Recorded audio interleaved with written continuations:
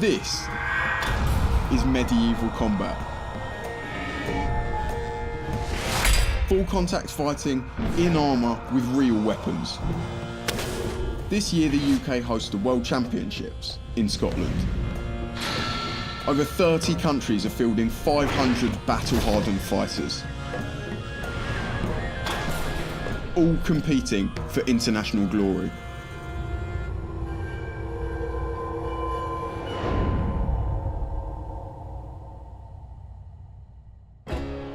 One of the nations competing for the first time is Wales. Team captain Jake Coles is rallying some local fighters to compete. Okay. No. There's not a lot of dedicated training units for this sport at the moment in the UK. So what I really wanted to do is I wanted to bring a team together in a place of training where we have a wooden barrier to grapple on, a small workshop to repair armour, a punch bag with tyres. This is our place. We can come down here whenever we want. Fighters can spend as much as £3,000 on armour and weapons. It gets damaged a lot, so it's important they're kept in good nick.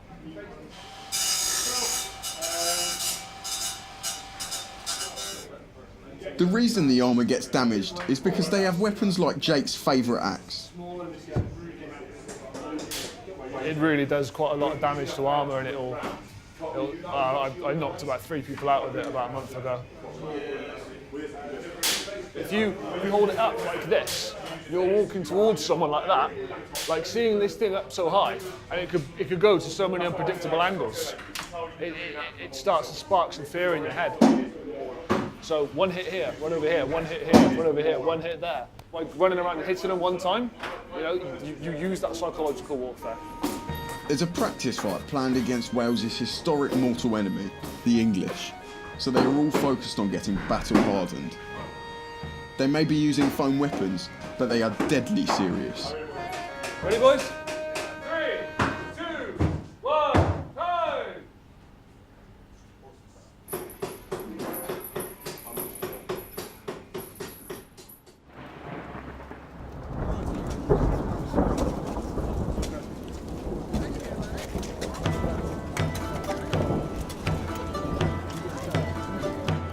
Whilst they are preparing for their practice fights, Jake has received some interesting news about the World Championship.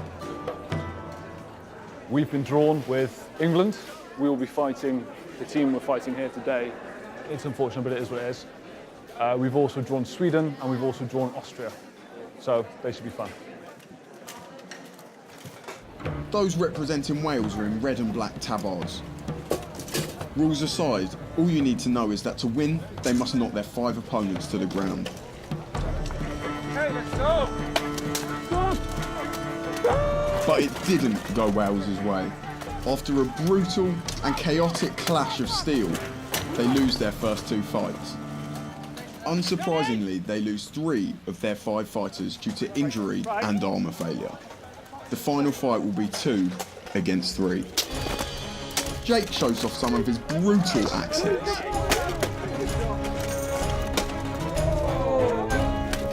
They win a round, but overall are defeated. I said all I can say is I'm looking forward to fighting Wales.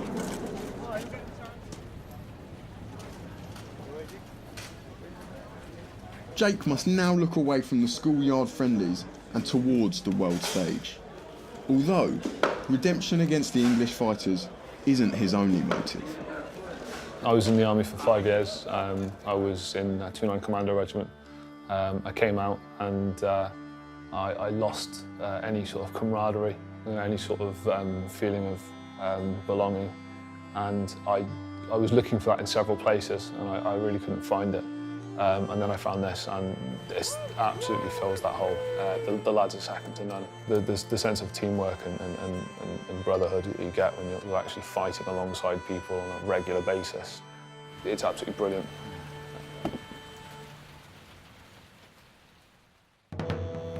Scone Palace, Scotland. It's the World Championships. As beautiful as Scotland. Please, a big cheer for our friends. There are 10,000 visitors who have come to see brutal battles and metal against metal. 500 fighters from the 31 nations are going to give the crowd just what they desire.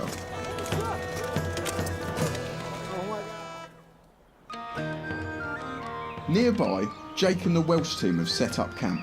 In here we have where I'm staying. Looks a little bit like a barn, but we've got bathrooms, food, clothing. Johnny, we've got showers, mate, hot water till midnight. The competing nations have come from all over the globe, even as far as China.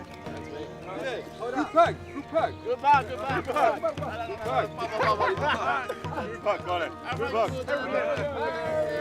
But back in the Welsh camp, it is far from group hugs. Hey, you can almost make me drop your head. No, you can't help it, mate. Okay, I can feel that. That's all right. You all right? Yeah. He just got pissed and was like, I want to beat people up now. Tomorrow's action will see the Welsh boys get their first taste of the international violence.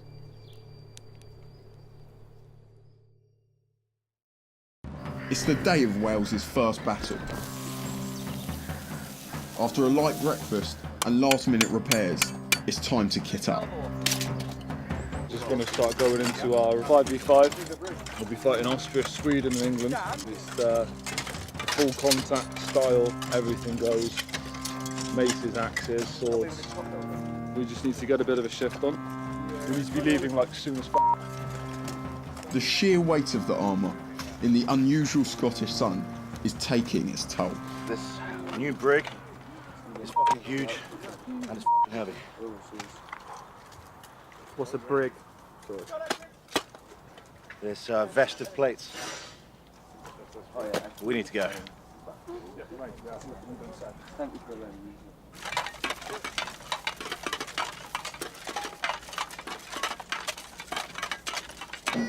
In the arena, they are met by a baying crowd ready for some ultra violence.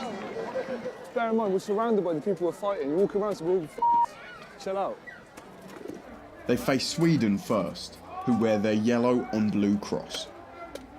Confusingly, Wales are wearing the similar yellow on black cross of St David. 5 versus 5. The winners are the best out of 3 rounds, each team aiming to put other fighters to the ground. Wales vs Sweden. Here we go.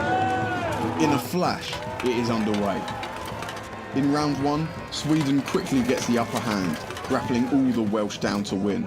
A disappointing start. Wales up the aggression in round 2. Jake flattens the last Swede. It can now go either way.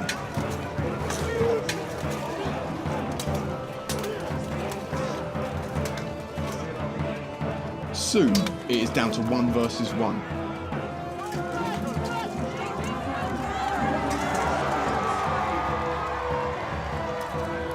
They win 2 rounds to 1. They have no time to celebrate and recover as their second fight is announced. It's the English, their mortal enemy and a formidable opponent. Things quickly become serious. They lost to the English last time they met. The stakes are high. Redemption is on the cards. The English have a strategy Jake wasn't expecting and crushed the Welsh in 2 very quick rounds. It's a humiliating loss. All good. In all fairness, we got destroyed by England. It was very well executed on their part. But it's no excuse really. We should have done better than we did. We lost 2-0, but there's always next time. Jake is focused on the final fight with Austria, and he quickly rebuilds morale.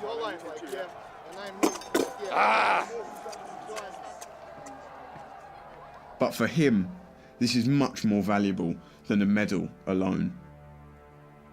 There's quite a lot of ex-forces guys that do this sport. I was in Jerusalem talking to another ex-forces guy, and we were sort of trying to figure out what it is that draws us to the sport. It was not the fact that you're in the arena with someone else that will defeat an enemy with you. It's knowing that that person that's standing next to you will sit there and take those hits for you. The sense of belonging and brotherhood you get from that is second to none.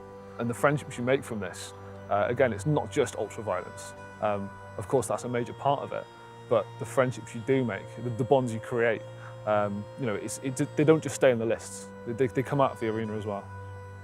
The best way you can make friends with someone is hit them with an axe. It's perfect. We want to move on to the next level, so I think they're out to do everything they can to win. The final fight proves to be the most ferocious yet. Austria hit hard, but Wales soon get the upper hand. When it goes down to 2 versus 1, Jake's training regime and all of the hard work the team has put in is put to the test.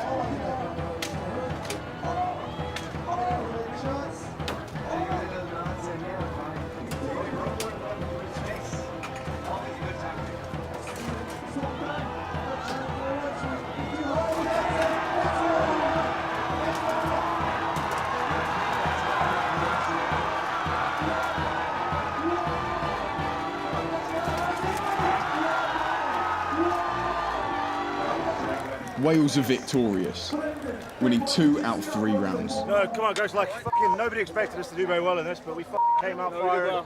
Did well. Yeah. But Jake isn't taking anything for granted and is already focused on the future. There's nothing to be overwhelmingly upset about. You know, we've got some learning points to take from this. We were defeated by England quickly, much quicker than I would have liked. We didn't see that coming. They did very, very well. Hats off to them. At the end of the day, what we've got to remember is that we're a small club operating on an international stage, and we just beat 2 national teams. So it was pretty good.